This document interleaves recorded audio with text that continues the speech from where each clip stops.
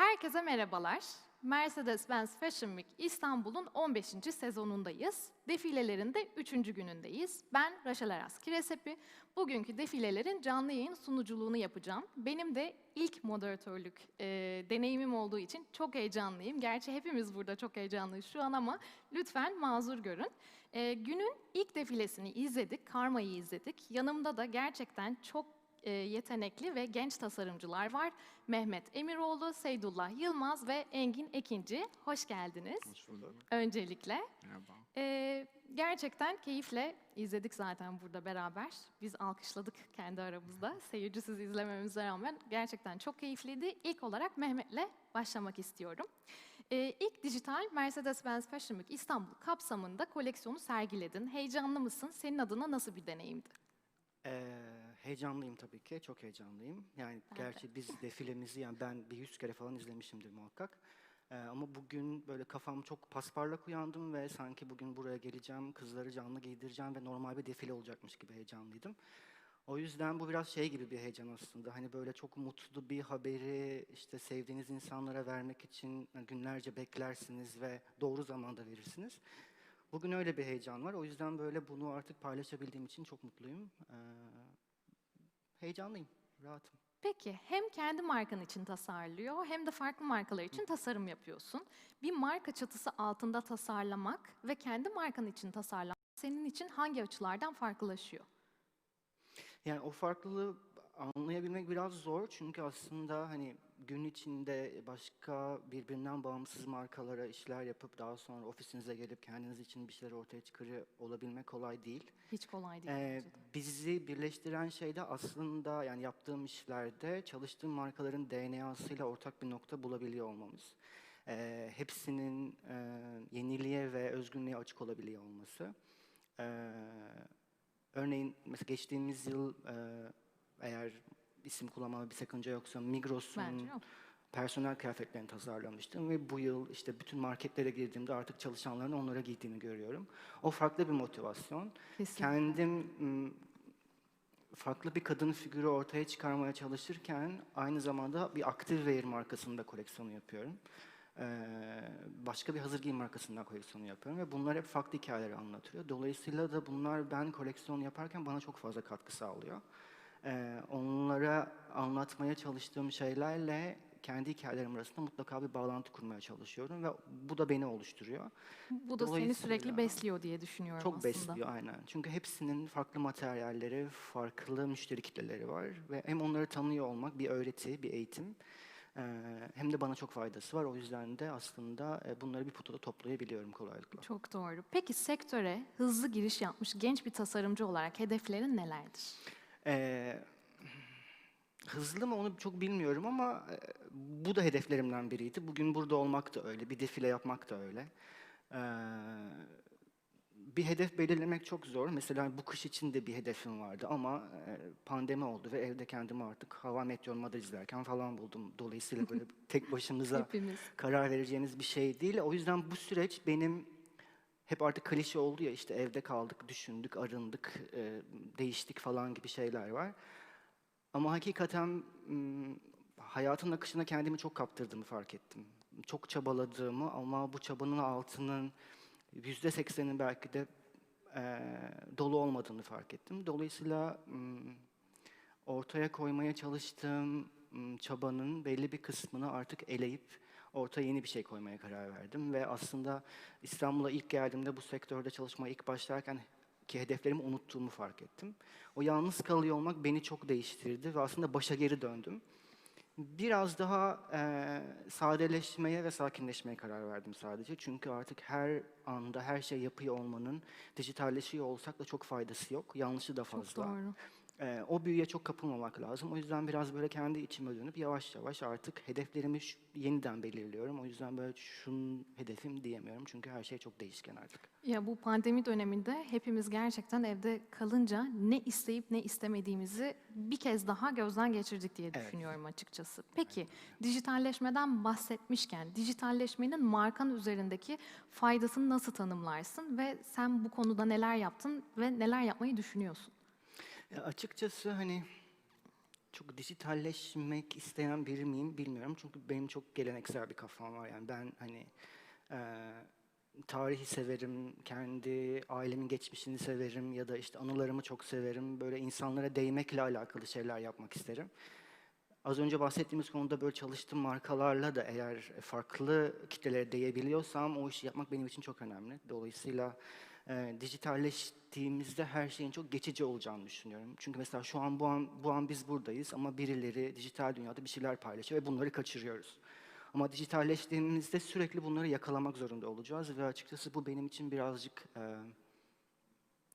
e, planlamadığım bir şey. Dolayısıyla bunun için yeni bir strateji geliştirmek lazım. Ona çok hazır mıyım? Bilmiyorum. Üzerinde çalışmak lazım. Ama öyle olacak gibi görünüyor. Bir de hani dijital moda haftasına biz daha bebekken girdik. Çünkü bizlerin hiç normal moda haftası tecrübesi yok. Dolayısıyla dijital moda haftasıyla ilk biz başladık. Belki bu sistem bize bir sonraki aşamada neyi daha iyi yapabileceğimizi gösteriyor olabilir. Kesinlikle. O yüzden bu bir şans. Ee, Kesinlikle Değerlendireceğiz bu şekilde. hemfikirim. Ama bir de şöyle düşünelim. Yani yaptığımız hiçbir şey dijital dünyada kaybolmuyor. Kayıt altına alınıyor. Kesinlikle. Hani o an kaçırsak bile daha sonradan izleme şansımız oluyor. Kendimizi uzaktan eleştirme şansımız oluyor. Bunlar da hani biraz böyle avantajları diye düşünüyorum Kesinlikle öyle. aslında. Onları artık hep birlikte görüp öğreneceğiz. Mesela şimdi senin çok güzel İlkbahar Yaz 2021 koleksiyonunun tanıtım videosunu izleyeceğiz. Bunu da Gizem Kuru yönetmiş. Evet. İzleyelim.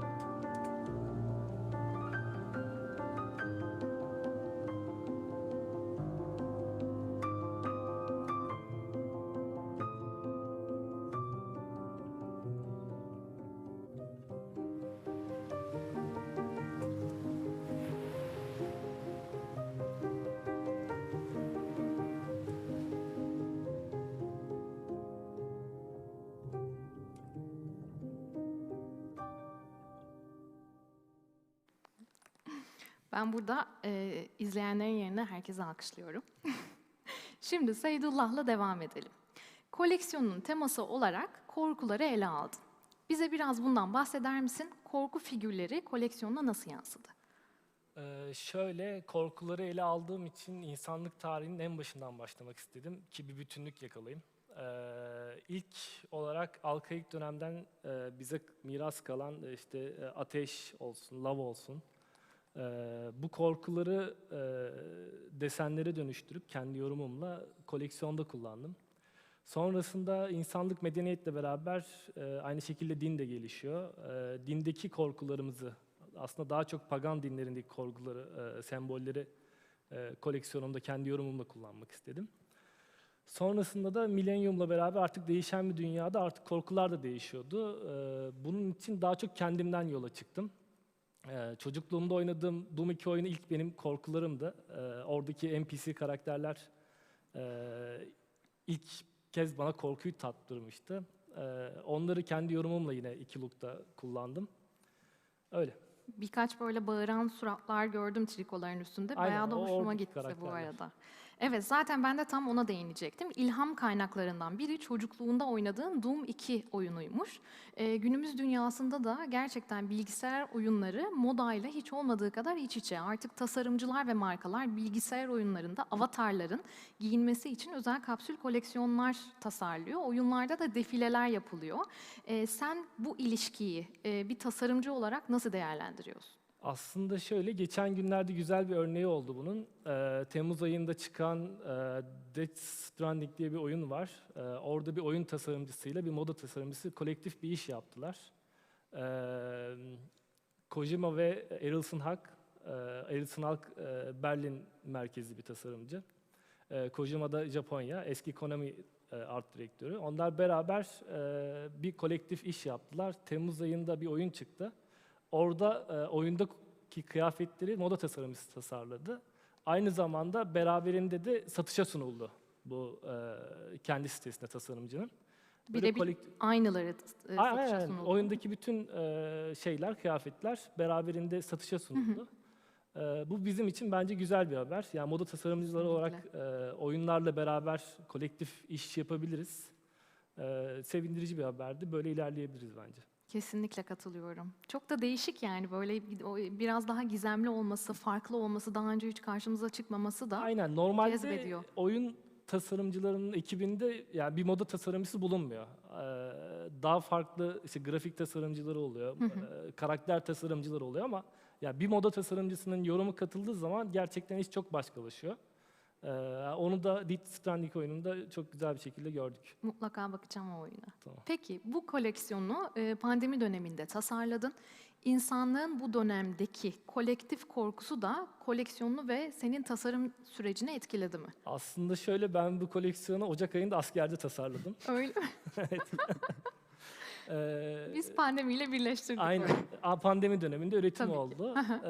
Pandemi döneminde aslında benim birkaç maske projem vardı. Bunları hayata geçirmek istedim ama sonrasında bunun büyük bir sorumluluk olduğunu fark ettim. Çünkü bir sağlık, uzman ekiplerle beraber çalışılması gerektiğini düşündüm ve gerçekten güzel bir vakit ayırmak gerekiyor. Ekiple beraber çalışmak gerekiyor. O şekilde ilerlemeyi düşündüm ama ilerideki projelerimden biri hala. Peki, heyecanla bekliyor olacağız. O zaman şimdi Seydullah'ın koleksiyonunun cyberpunk bir dünyada geçen teaserını izleyelim.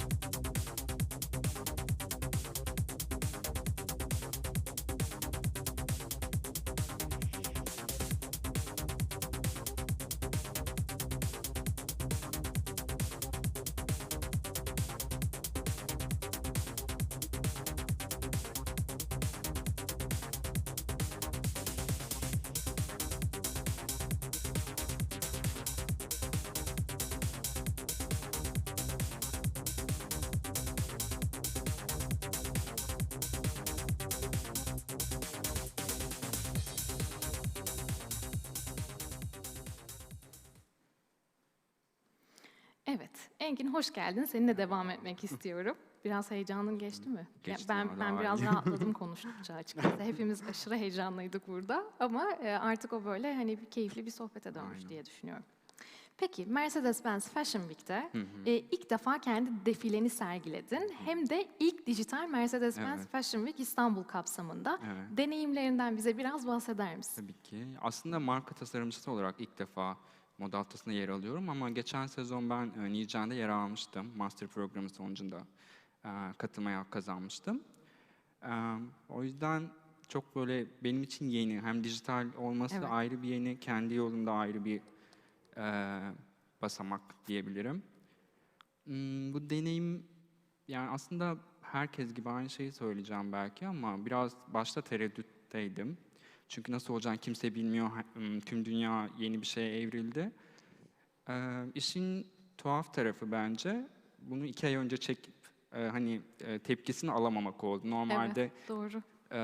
defileye çıktığımızda hemen biz onun reflection, böyle yansımasını, tepkisini alıyorduk. Bu sefer onu alamadık.